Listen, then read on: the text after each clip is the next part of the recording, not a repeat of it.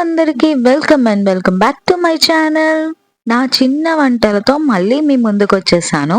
Late చేయకుండా వీడియోలోకెళ్ళిపోదాం. వీడియోలోకెళ్ళే ముందు కొత్తగా ఎవరైనా నా ఛానల్ చూస్తున్నట్టయితే ప్లీజ్ ఒకసారి నా పాత వీడియోస్ చెక్ చేయండి అండ్ సబ్స్క్రైబ్ చేసుకోవడం మాత్రం మర్చిపోకండి.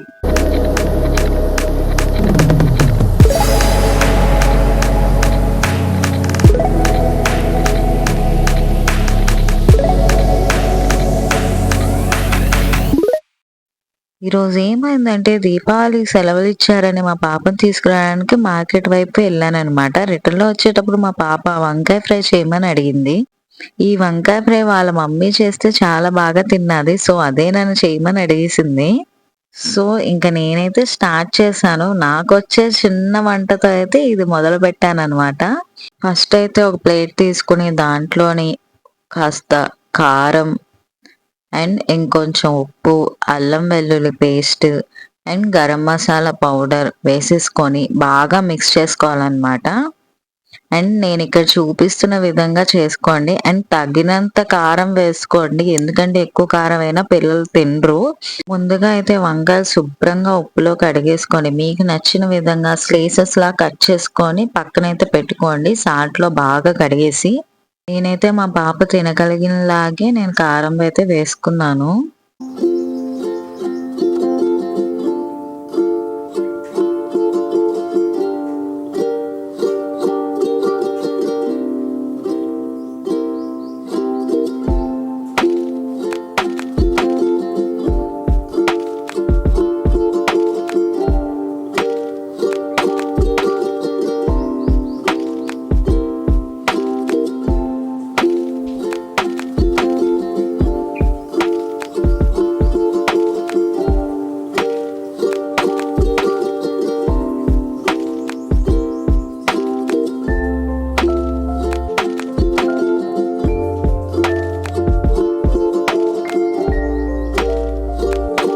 సో, ఇందాక కడిగి పెట్టుకున్న వంకాయలు ఉన్నాయి కదా! సో, కట్ చేసుకున్నాం కాబట్టి ఇట్లా స్టఫ్ అయితే పెట్టుకోవాలి.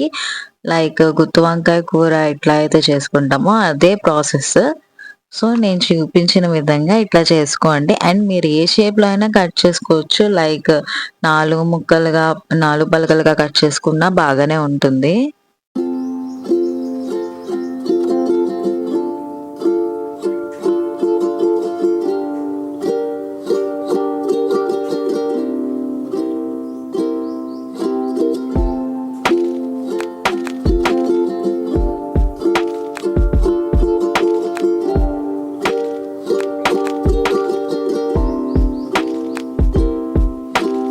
ఫైనల్‌గా స్టవ్ వెలిగించేసి పాన్ అయితే పెట్టుకొని ఆయిల్ వేసేసుకొని బాగా హీట్ ఎక్కనివ్వండి ఆయిల్.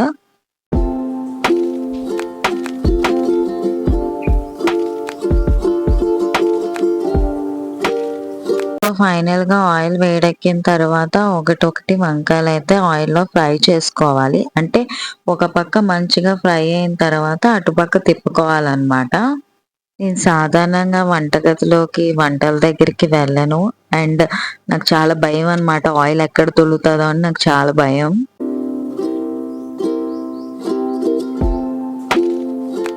సో, ఇలా అన్నీ వేసేసుకున్నాక మూత వేసి బాగా మగ్గనియండి. లైక్ కొంచెం బాగా ఫ్రై అయిన తర్వాత మళ్ళీ నెక్స్ట్ వేరే సైడ్‌కి మార్చుకోవాలి. తిప్పుకోవాలన్నమాట మధ్యలో. అప్పుడప్పుడు ఎళ్లి పొయ్యి దగ్గర చూస్తూ ఉండండి మళ్ళీ మాడిపోతాయి.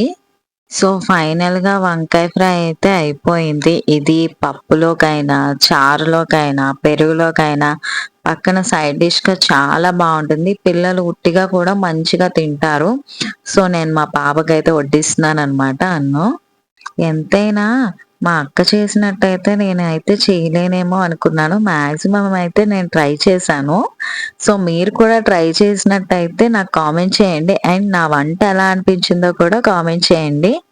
ఫైనల్‌గా అయితే వంట అయిపోయింది. మరొక చిన్న వంటలతో అయితే మళ్ళీ మీ ముందుకొచ్చేస్తాను. మళ్ళీ నెక్స్ట్ వీడియోలో కలుస్తాను. ఇంకుంటాను మరి. Please subscribe. Bye bye.